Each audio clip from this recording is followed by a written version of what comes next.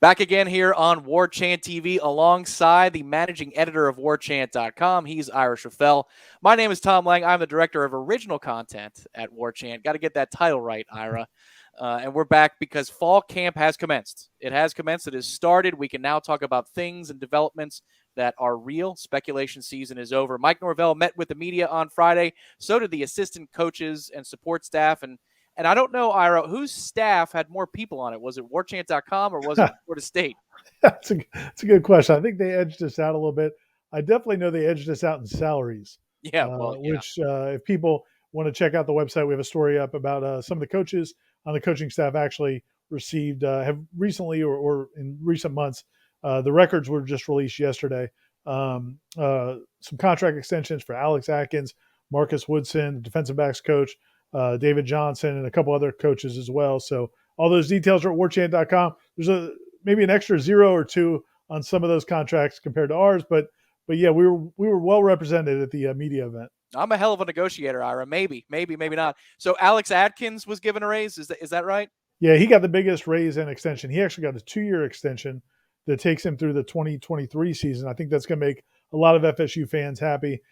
He also got a bump up in salary each of the first 2 years, and then the last year, it's the same salary. He'll be making right now his base salary is $500,000, and in a couple of years it'll be $625,000 for his last 2 years on his contract. And it's not only what he did on the field last season and what they're expecting him to do on the field this season with that offensive line, but also what he's done recruiting. And I think if you look at the 3 coaches that got raises along with extensions, Chris Thompson and Chris Marv, the tight ends coach and linebackers coach, also got extensions, but I don't believe they got raises. But the coaches that got raises, Alex Atkins, Marcus Woodson, and David Johnson, really have been big-time recruiters in this past class. So I think, Mike Norvell's not going to say this, but we can say this. I really think it's kind of you eat what you kill. I mean, I think that he's rewarding these guys who have really done a great job in the recruiting trail right off the bat. I mean, you look at, Alex Atkins has 6 commitments on the offensive line and might get 1 or 2 more. Marcus Woodson's the guy that recruited Travis Hunter, who's probably going to be the number 1 player in the country in this class. And then David Johnson's the recruiting coordinator. He's kind of handles it all. So I really feel like those guys are being rewarded for their efforts on the recruiting trail. Well, yes, and I think if the approval rating could match any assistant coach in terms of who deserves a raise, I think Alex Atkins would be at the top of the list. So I think Florida State fans in general would like that. And with that, there's a segue. Make sure to mash the like button right below this video. Mash the like button, hit subscribe. Warchant TV will be taking you through every step of the way from fall camp leading up to kickoff against Notre Dame on Sunday, September the 5th. Remember, if you do subscribe, more Nole fans like you get our content, so we really do appreciate this. And leave us some comments below. What things about the staff extensions / raises do you like? And then, of course, we're talking about the defense today, because if you tuned in last time, Ira and I were riffing on the offense. 5 questions and predictions for the offense heading into fall camp, and now it's time to talk about the defense. And Ira, we'll start with a general question. Could it have gone any more wrong last season for Florida State's coaching staff? And how fair is it to evaluate 2020 on the defensive side of the ball for Coach Fuller and his assistants, given all of the things that were in their way against a typical fall and a typical offseason? It's really hard to evaluate. I mean, that's the thing. I know so many fans are frustrated about the way the defense played and mad at Adam Fuller, the defensive coordinator, and want to see changes and want him to be on the hot seat. But, you think about all of the things they had to deal with. We've talked about ad nauseum all the challenges that all college football teams dealt with last year. But I think it particularly was difficult for this defensive staff. You think about not only just dealing with a COVID year and really, and I mentioned it in the story, if people want to read the story at warchant.com, defenses across the country with first-year coaching staffs really struggled. I mean, all college football defense was down last season. Offenses had the day in a COVID year. But I think particularly first-year staffs really were hit hard because they didn't have time to really install their complete defenses. For Florida State, you had that topic, that issue. You also had the fact that you had just a slew of injuries on the defensive line. You end up losing Marvin Wilson. Hamza Nasruddin doesn't come back until the end of the year. They had 3 first-team All-ACC picks on defense last year. Asante Samuel was the only one that actually was able to play. Marvin Wilson played a few games. Hamza Nasral didn't play basically until the last game or two of the season. He was a preseason All ACC pick, so you didn't have those guys. Yet just an assortment of injuries in the secondary.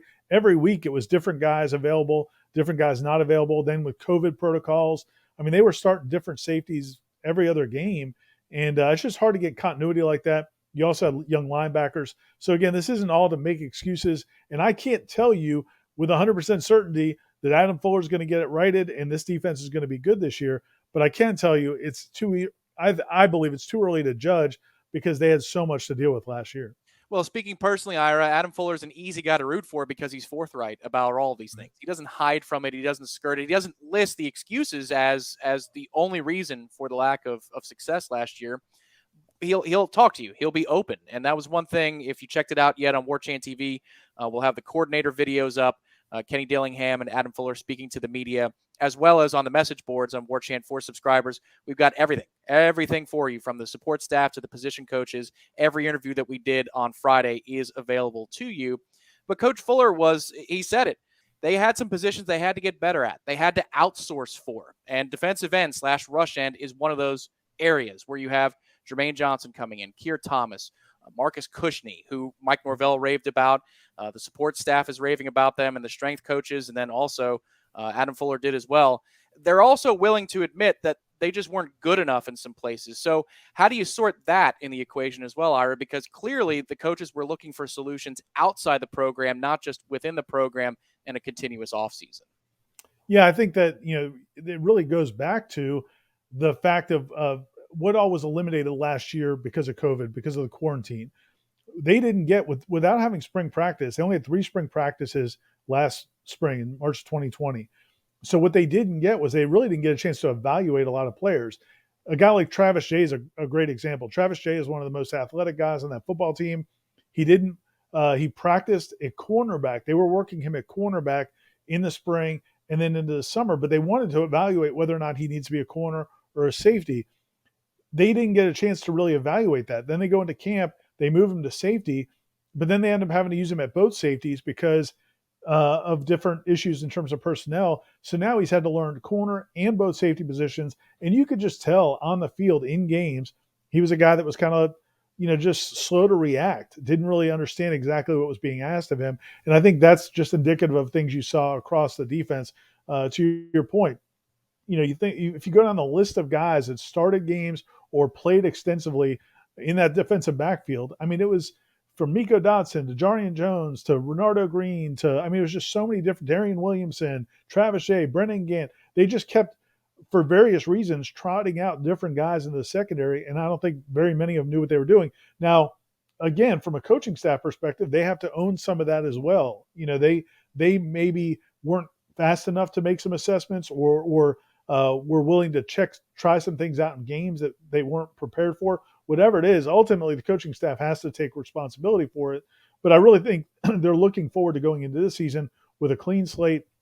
And as you said, a bunch of new faces, excuse me, on the defensive line, the guys you mentioned, but then also in the back seven, a guy like Jamie Robinson, who transferred in from South Carolina, a tackling machine. He had, he was the leading tackler basically at South Carolina the last 2 years. He's a guy that's very productive.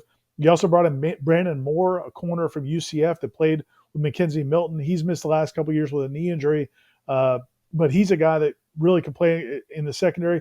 Another guy who was here last year, but we just didn't get to see him very much, and I mentioned him, Miko Dotson. I mean, he led the country in interceptions 2 years ago with 9 at FAU, comes in, was only really available for limited playing time last year. He should be available this year as well. So there's a lot of new faces, but more importantly, I think they're all going to be on the same page. So again, this isn't to say they're going to go from whatever it was, 108th in the country or whatever they were last year in defense up to top 30 or 40. But you just have to believe they're going to be a lot better than they were a year ago.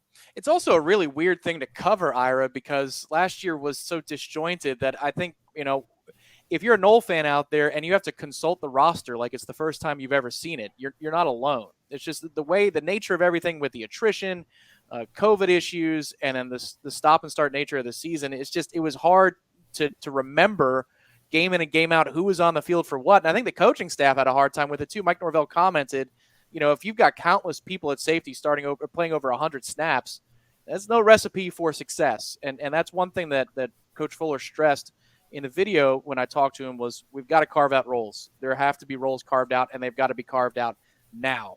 You can have versatility, but versatility is not the be-all, end-all.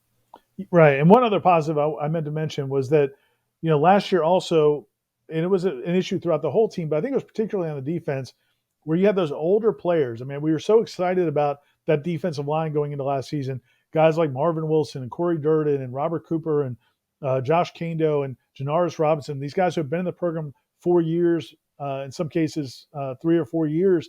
But I think we forgot the fact that those guys were on their third coaching staff. Yep. Most of those guys were brought in by Jimbo Fisher. Then they went to Willie Taggart. Then they went to Mike Norvell and Adam Fuller. And I just think it got to a tipping point with some of those guys where they were either just done or they couldn't, just didn't connect with the new coaching staff. But you didn't get any real production from those veterans up front.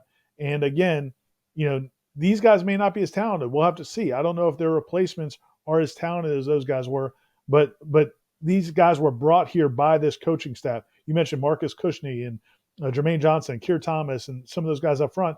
They were recruited here by this coaching staff. You'd like to believe that they're going to be aligned with this coaching staff more so than what we saw last year. Yeah, given what happened in the defensive interior last year, this is not a personal slight to any of those guys. This is addition by subtraction. It just is. I mean, they were players at certain times in their career at Florida State. Marvin Wilson and Durden and some of the other guys littered throughout this team and the defense, they were real players. But when you have veterans who have been through so much and then they can't have the conditioning program continue from the spring where we saw a lot of progress into the summer and then get ready for fall camp, you're kind of stuck because how do you lead a group of men when the veterans who are on the roster are going to be inconsistent? I think that's the one theme, Ira, between the offense and the defense that we're hitting at in these two videos is you're going to know what you can expect week in and week out of this group more this fall, right? I mean, it might not be better, but you can start to hang your hat on some consistency, right? That's the goal here. And more importantly, the coaches might have a better idea of what they're going to have from week to week. I think you said when you guys were talking to Adam Fuller that he mentioned that, one play would be really good, or it might have been when he was talking to Jeff Cameron as well, that, one play or two would be really good. And then the next play, there would just be a complete bust. And that's the hardest thing to do as a coach. You hear coaches say, show me that you can't hit that shot or show me that you can't make that play. And then I can coach around it. But if you make it sometimes and you don't make it other times, now there's nothing I can do. I don't know what I'm going to get. So consistency, even if it's not at the highest level, is really important. You're right. As a fan base, as media, we want to see it, but the coaches want to see it. You can feel it, Ira. The frustration of last year finally is leaving us, and it's leaving the coaches in that building. They're ready to talk about this fall. They're ready to talk about right now, the start of fall camp. And obviously, as fall camp rages on from Tallahassee, perhaps other places we shall see. But as it rages on, Warchant is going to have you covered wall to wall. You can subscribe to the website right now, warchant.com, for all the latest updates from practice. And, of course, right here on Warchant TV, we'll be bringing you all kinds of awesome content. Live shows. The Jeff Cameron Show begins Monday. It'll be a 6-minute interview with Adam Fuller that was one-on-one that Jeff got today in the media breakouts. It begins 1 o'clock Monday. The Jeff Cameron Show Seminole Headlines on Tuesday at 1 o'clock. The Jeff Cameron Show Wednesday through Friday. Ira, I've been tasked by Gene to create a schedule so people know, and a graphic so people can see, oh my God, you've got like 90 things you're offering. Where can we expect it and when? We're going to have a channel guide like the old Channel 1 back on the cable days. That's what we're going to do for you and show you every way that you can get involved. The things to expect over the next few days, Ira, in coverage. Fall camp obviously is here, and we're going to be dividing and conquering. What can folks expect from us at Warchant? Yeah, well, like you said, we'll have complete practice coverage. People can get on the site, get on the message boards during practice where we'll provide updates. And then afterwards, you can get all the interviews and our analysis and reaction pieces to what we saw and to what the coaches and players had to say.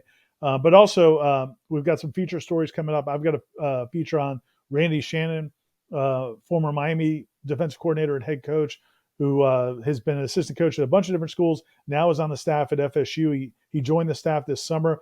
Really interesting backstory there. Just him and his relationship to Odell Higgins, how much he likes Coach Norvell and has really enjoyed their relationship. So I really think people are going to enjoy that story. It's kind of odd seeing Randy Shannon in a Florida State polo, but he's getting used to it, and I think he's going to be a good addition. Several of the coaches just raved about him. Alex Atkins in particular said he just feels so fortunate to have a guy like Randy Shannon on the staff that he can go just ask for advice about handling players in different situations, and a really well-respected guy, and it sounds like he's fit in well.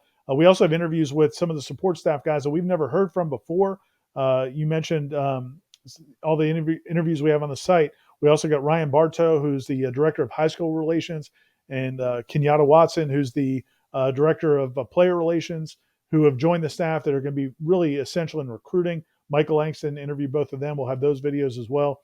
And man, great coverage. No reason to go anywhere else. You got warchant.com, Warchant TV. We'll have you covered. I am the director of original content at warchant.com. My name is Tom Lang. That's a lot of content. I have a lot of content to move here and around. But, of course, I report to the managing editor of warchant.com. He's Ira Schoffel. Thanks for watching Warchant TV, and keep it locked right here for all the best of Florida State fall camp coverage. Hit that like button. See you guys next time.